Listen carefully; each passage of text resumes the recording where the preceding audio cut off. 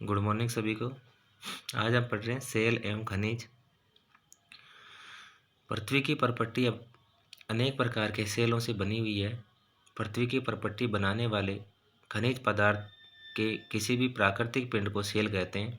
Cell विभिन्न रंग, आकार एवं गठन के हो सकती है, अर्थात सेल किसी भी रंग की, किसी भी आकार की हो सकती है। आकार रूप में सेल तीन प्रकार, मुख्य रूप से हम बात करते हैं तो जो सेल होती है वो सेल तीन प्रकार की होती है। एक होती है आग्नेय, एक होती है अवसादी और एक होती है कायांतरित।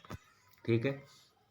आग्नेय सेल को इग्नियस कहते हैं, अवसादी सेल को सेडिमेंट्री कहते हैं और कायांतरित को मेटामॉर्फिक कहते हैं। द्रवित मैग्मा ठंडा होकर ठोस हो जाता है। इस प्रकार बने सेल को आग्नेय सेल कहते हैं। इन्हें प्राथमिक सेल भी कहते हैं।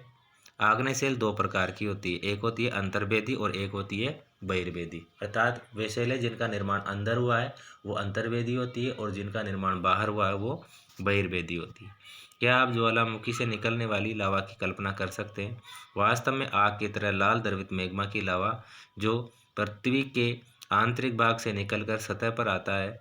जब द्रवित लावा पृथ्वी की सतह पर आता है ये तेजी से ठंडा होकर बह जाता है परपट्टी पर। इस प्रकार से बने सेल को बहिर्वेदी आग्नेय सेल कहते हैं। अर्थात बाहर आकर जो लावा ठंडा होकर जमा हो जाता है उसे बहिर्वेदी सेल या बहिर्वेदी आग्नेय सेल कहते हैं।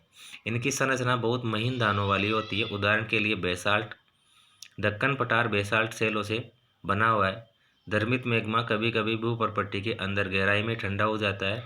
इस प्रकार बने ठोस सेलों को अंतर्वेदी आग्नेय सेल कहते हैं। अर्थात जो लावा अंदर ही ठंडा होकर जमा हो जाता है और धीरे धीरे सेल का रूप ले लेता है उसे अंतर्वेदी आग्नेय सेल कहते हैं।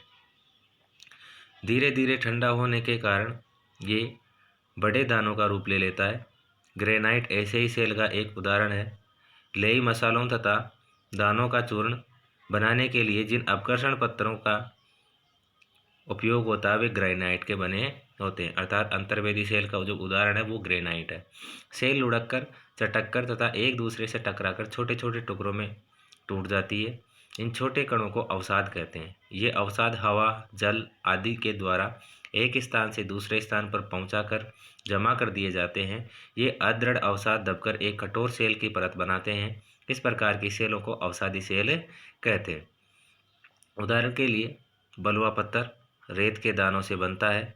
इन सेलों में पौधों, जानवरों एवं अन्य सूक्ष्म जीवाणु जो कभी इन सेलों पर रहे हैं के जीवाश्म भी हो सकते हैं। आग्नेय एवं अवसादी सेल उच्च ताप एवं दाब के कारण कायांतरित सेलों में परिवर्तित हो सकती है। उदाहरण के लिए चिकनी मिट्टी, स्लेट एवं चूना पत्थर संगमरमर में परिवर्तित हो जाता है। सेल हमारे लिए बहुत उपयोगी है। कठोर सेलों का उपयोग सड़क एवं घर, इमारत बनाने के लिए किया जाता है। आप पत्थरों का उपयोग कई खेलों में करते हैं। उदाहरण के लिए 7 पत्थर पिट्ठू, चिट्टी बट्टी स्टापू या किटकिट, 5 पत्थर गिट्टी आदि।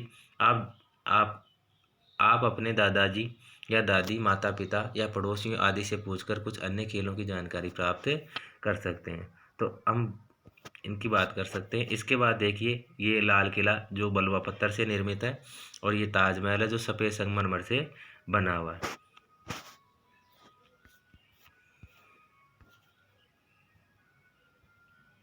अब आपको जानकर आश्चर्य होगा कि किन्हीं निश्चित दशाओं में एक ही प्रकार की सेल चक्रीय तरीके से एक दूसरे में परिवर्तित हो जाती है।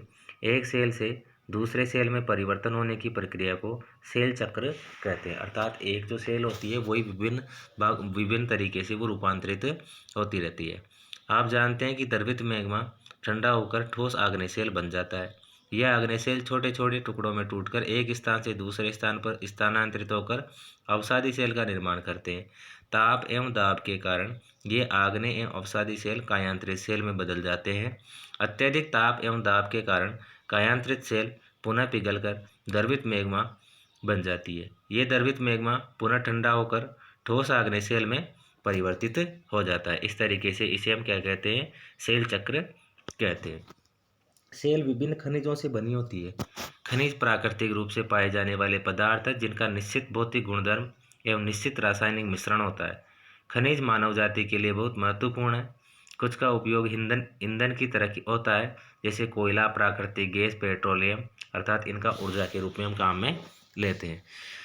इनका उपयोग उद्योगों, औषधि एवं उर्वरक में भी होता है, जैसे लोहा, एल्युमिनियम, सोना, यूरेनियम आदि।